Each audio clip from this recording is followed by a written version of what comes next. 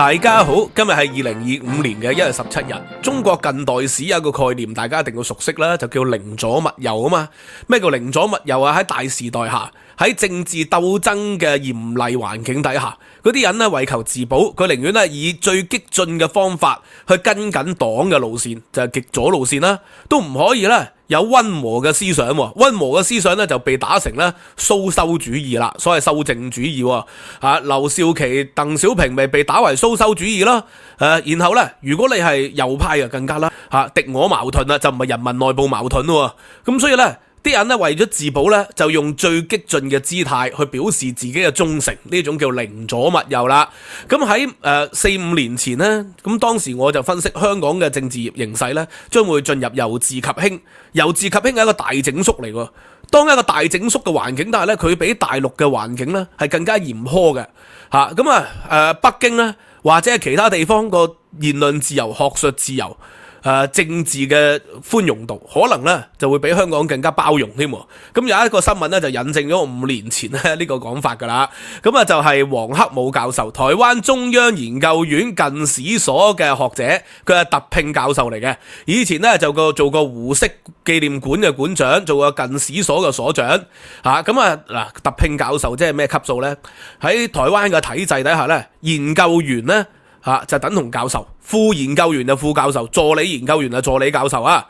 以及咧呢個嘅特聘研究員咧就等同係特聘教授或者叫講座教授，即係最高嘅學術權威嚟㗎。咁而且咧中研院係整個亞洲甚至乎全球研究中國歷史最重點嘅地方嚟噶嘛，就2個所，一個就史語所，歷史語言研究所，一個咧就近史所。近史所係郭廷義教授開創嘅。以前我哋中學咧讀教科書咧就會讀郭廷義教授嘅撰寫中國近代史綱嘅咁呢個咧就係由郭廷義教授咧開創嘅。咁所以黃克武教授嘅學術咧就非常之大名噶啦。咁咧佢以往嚟過香港做演講喎，舊年都嚟過香港做演講。咁咧本身咧呢一個學期2025年嘅第一個學期咧有一科中國近代史係由佢教嘅。咁中大咧就禮聘咗佢過嚟教一個學期，結果咧就係簽證受到問題。咁簽證點解有問題呢？就係佢提交簽證咧，以往就好批喎，17年嘅時候嚟過啦，舊年嚟過做講座亦都冇問題啦。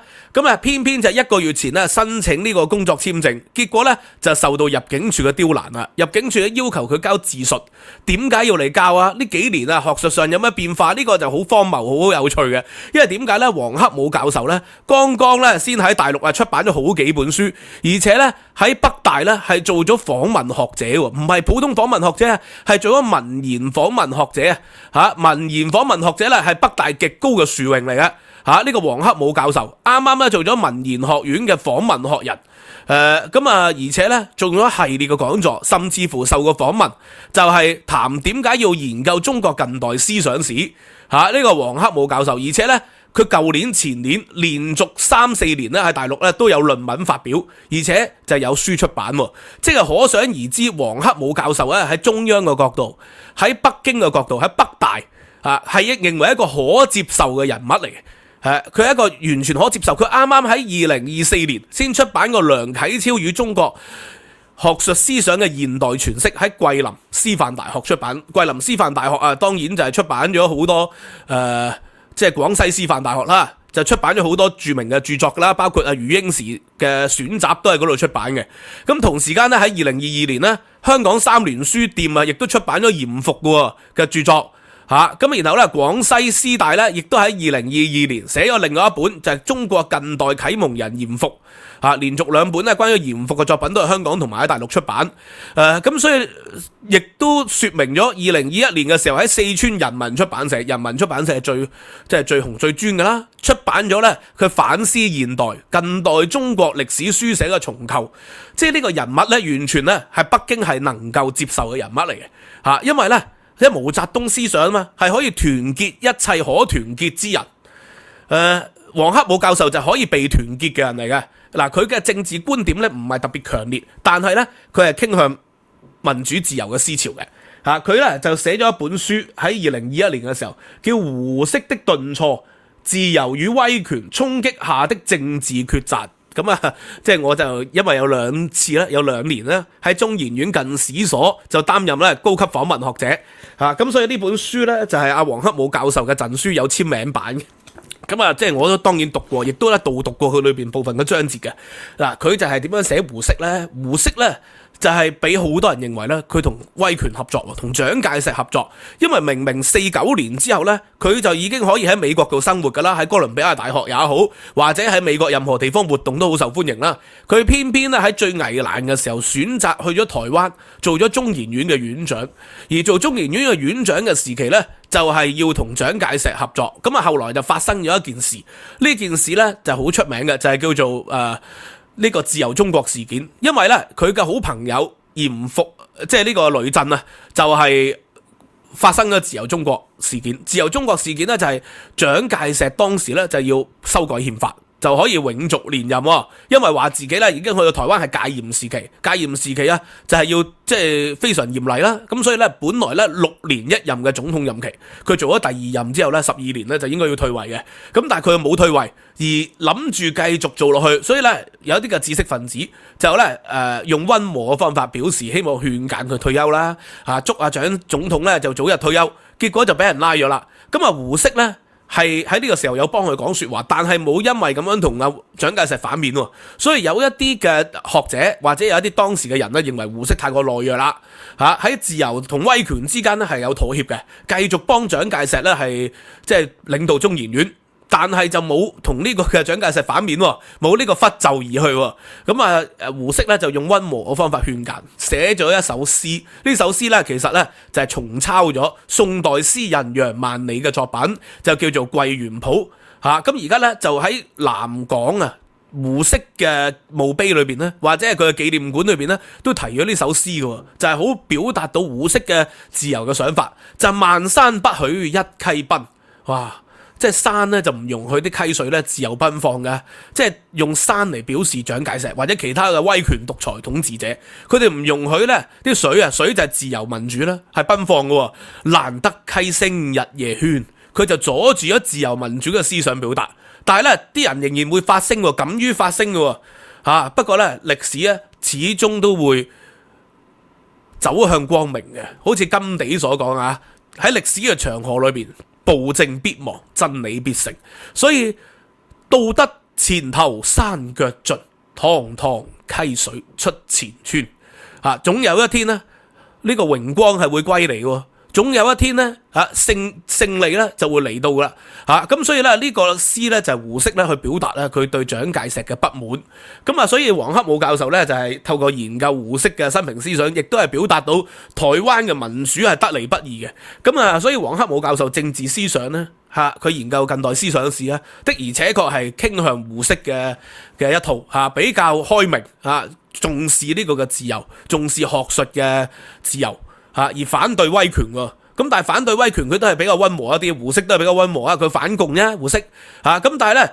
黃克武教授佢研究胡適，咁有冇繼承嘅反共思想不得而知，但係至少喺北京個角度，喺中央個角度，喺大陸人民出版社嘅角度，黃克武教授係可以被團結嘅，可以容納，可以包容嘅。唔好話佢啊，即使係我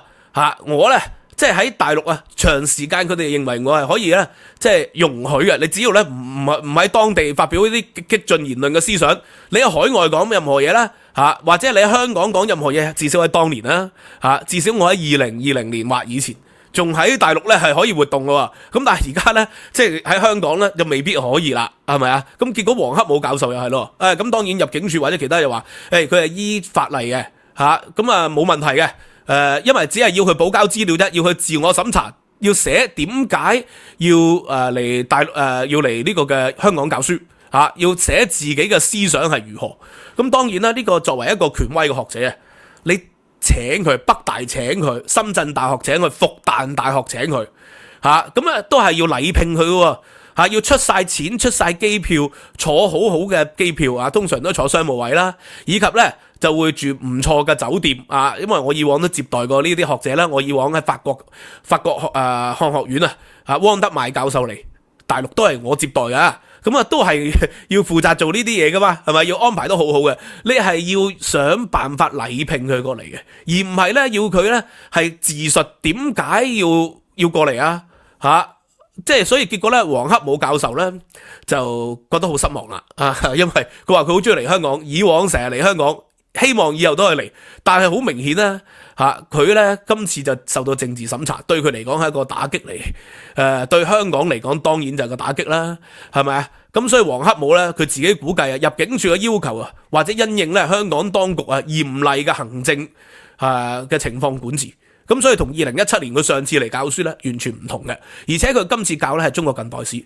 雖然咧係冇針對當前嘅局勢嘅，咁但係必然係有關於近代民主思想，譬如話講到五四運動，到底你接唔接受到即係佢哋版本嘅五四解釋呢？因為大陸嘅版本五四運動係愛國主義運動啊嘛，但係除咗愛國主義運動之外，五四運動本身就係一種民主思想嘅啟蒙嚟噶嘛，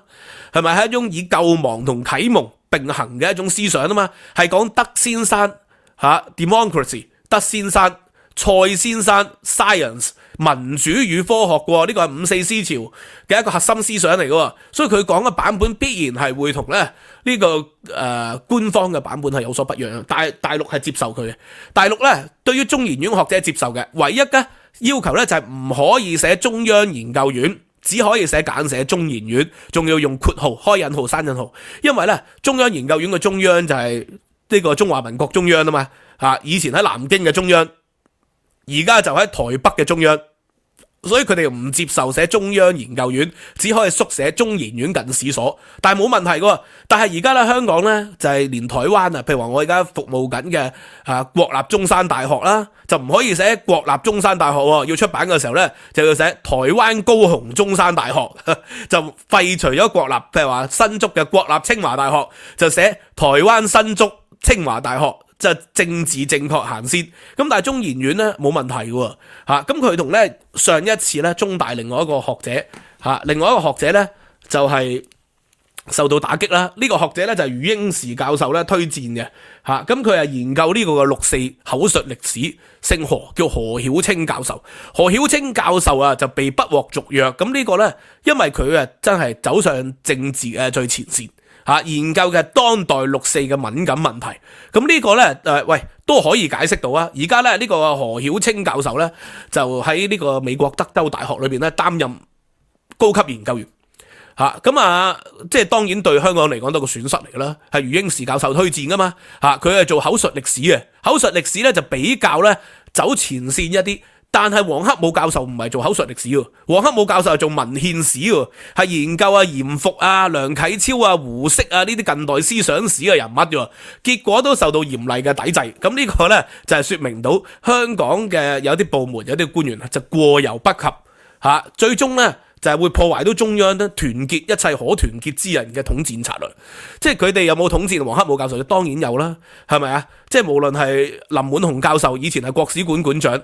或馬英九嘅時代嘅國史館館長，還是係黃克武教授，呢啲係可以被接受嘅人物。佢哋試圖統戰，但係對方未必會接受嘅。林滿雄教授就即係10幾年都冇接受對方嘅統戰，但係仍然都會願意咧去大陸講學，去講自己嘅學術思想，大家互相一種交往嚟嘅。咁而家結果咧，香港嘅官員咧就多番刁難啦。你聽到黃克武教授嚟，你梗係鋪紅地氈請佢嚟啦。咁而家余英時教授如果復生嘅話咧，都應該申請唔到啊，因為余英時教授咧佢講到更直率噶嘛。如果喺中共嘅角度或者香港嘅角度，余英時教授咧就可能係反動分子嚟噶咯。但係咧，余英時教授嘅書咧喺大陸仍然都流通緊啊！佢過身之後咧，大陸有佢嘅研討會喺裏邊，但係可能咧嚟到香港就唔批嘅咯。黃克武教授嚟香港就要刁難嘅咯。個原因係咩咧？寧左勿右，過猶不及。呢個係表面層次，更深層次咧就係咧大陸嘅統戰部或者係相關嘅教育部門，以及咧譬如北大文研學院或者文學院，佢哋本身有黨委書記嘅。即係所以咧，你嘅黨委書記咧，佢哋都有學術水平嘅人嚟嘅，即係喺大學裏邊啊嘛，都係教授嚟啦。咁所以咧，由佢哋去審核咧，佢哋梗係知道黃克武教授嘅研究思想有冇越界嘅嘢噶嘛。即使有越界嘅程度係如何咧？我相信係有唔少有越界嘅。所以越界就係同呢個中央宣傳嘅版本不一樣嘅歷史觀，一定有嘅。但係佢哋有啲程度可以判斷可接受同唔可以接受噶嘛。可接受嘅地方有多少？余英時教授佢哋認為係不可接受嘅，但係咧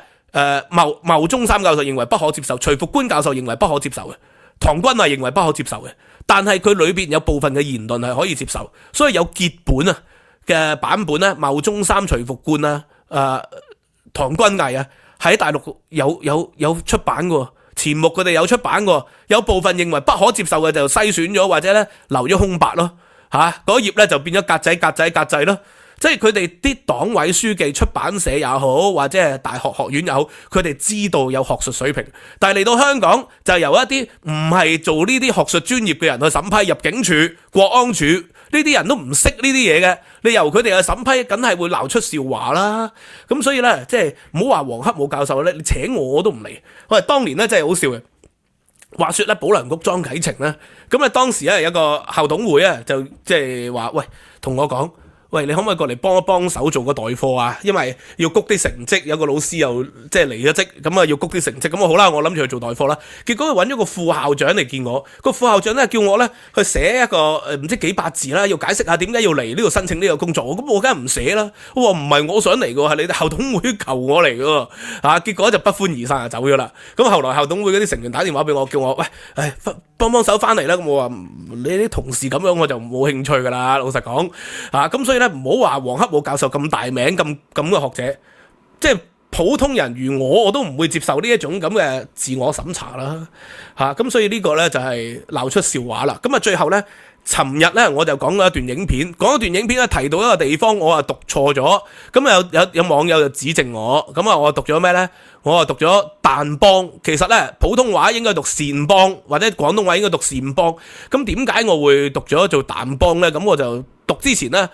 我就揾咗呢個嘅Google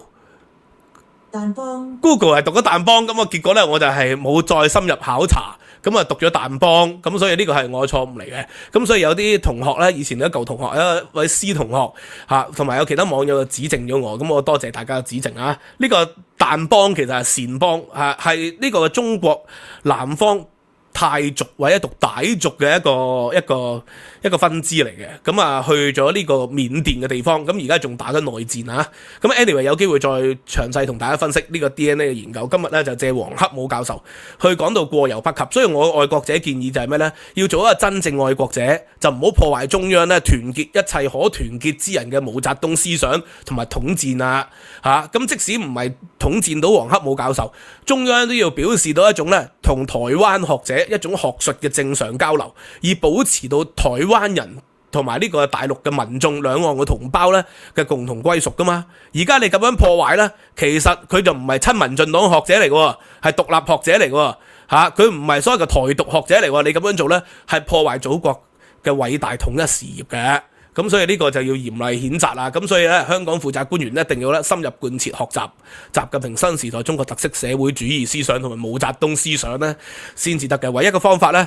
除咗讀有關原著之外，可以 join 我 Patreon。我 Patreon 咧而家就教緊中國近代史所以咧就啱啱上載咗1949年後蔣介石在台灣嘅歷史上集。咁所有會員可以咧上課。VIP 會員可以無限重溫，15蚊美元一個月咧就可以 join VIP 會員噶啦。咁呢個嘅 YouTube 嘅會員咧都可以睇到嘅。咁多謝大家，知識有價。今日講到呢度，拜拜。